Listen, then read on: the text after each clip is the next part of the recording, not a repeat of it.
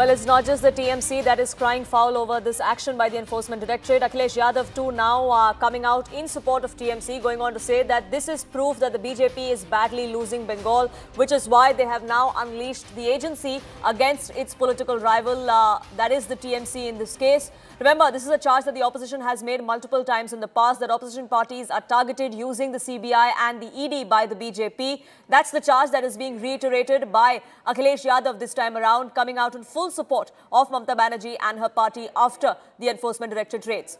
Kamalika joins us, getting us more details on this. Kamalika, we're seeing several other partners within the India Alliance come out in support of the TMC. And this is exactly what the TMC was saying as well, that this is all timed to elections. You know, that's the bigger optics of the entire picture of what happened today. Mamata Banerjee, who is known for, such street politics, who is known for doing such stuffs, she's now trying to get in support, and the fact that the way she said this is absolutely forceful intervention and all these things, definitely the India Alliance partner has started reacting. If we see the Adhit Chaudhary's reaction, that also somehow shows that that the BJP is using ED. That's what Adhit Chaudhary also tried to say.